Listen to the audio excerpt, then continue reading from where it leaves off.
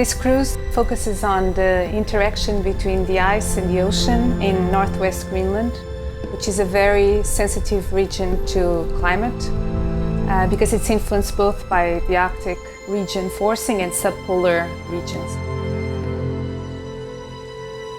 We are interested in how the ocean interacts with this both sea ice and the Greenland ice sheet, and how they in turn influence the marine ecosystems that are very crucial in this region.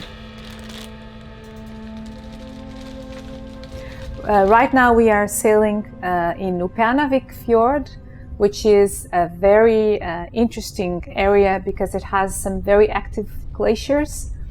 And these glaciers are partly melting from below by the effect of warm water currents.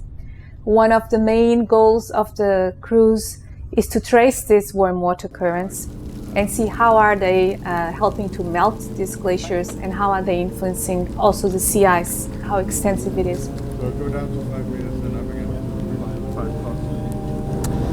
Vi skal have CCD'en her ud i truet her af dybt vand, der leder ind til Upernavik. Den skal ned og måle en masse parametre af vandsøjlen. Så den skal vi have sænket ned til bunden. I det her transekt, der prøver vi at forstå, hvordan de dybe vandmasser de kommer ind til Grønlands kyst. Og her er ligesom et trug i den relativt lave shelf ude på Grønland, som tillader vandet at strømme ind. Og når man laver et transekt, en masse stationer på tværs, så kan man se muligvis, hvor vandet strømmer ind, og hvor det strømmer ud, og hvor meget det har ændret sig, når det har været inde i kontakt med kystzonen.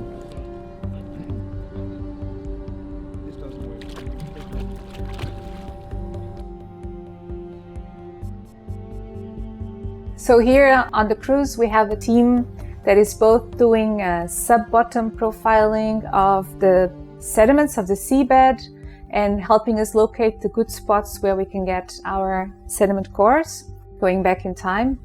We are targeting the Holocene period, so this is the last 11,700 years. And this is the period, the interglacial period we are in now. And it's interesting because throughout this period there have been relatively warmer and relatively colder periods in time, and we can have very high resolution records from some of these locations for the entire Holocene.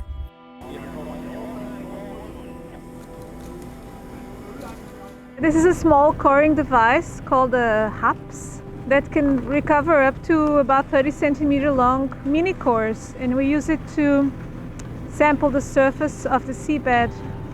And now we're going to subsample it for DNA and microfossils, and we need to be as clean as possible. We keep some samples frozen for DNA, and we keep some samples fresh for looking at what is alive in the sediment, and some samples for microfossil analysis afterwards. So it's one of the key samples because we can relate them with what we find in the water column and also with the longer records.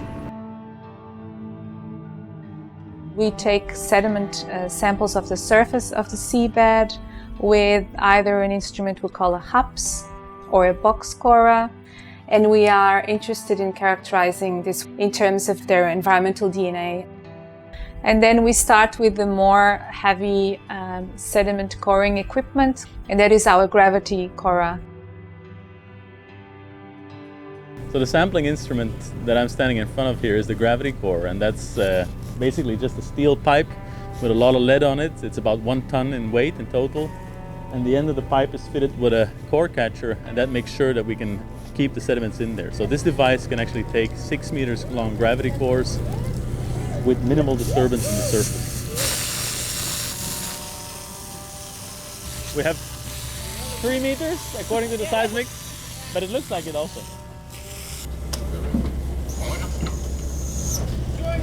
Let's have a look. It's sandy. It's very sandy.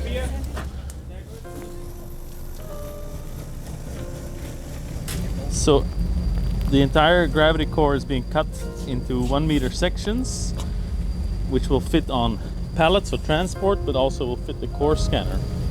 We make sure that we label all the sections while they're still in the core in position, so that we don't mess up the direction.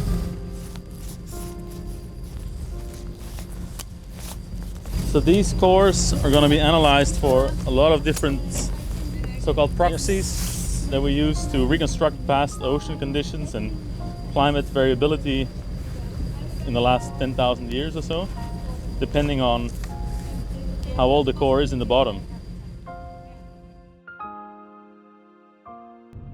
By using many different what we call proxies, indicators of past changes, we can reconstruct both sea ice conditions and how productive the system was in terms of biological productivity. We have here the northernmost Inuit communities in the world today, and they have a very tight link with both the climate and the environment. And so changes occurring here are having an impact in these communities, and we need to understand better both how the ecosystems are changing and how they may anticipate the changes that we know are happening very soon in the future.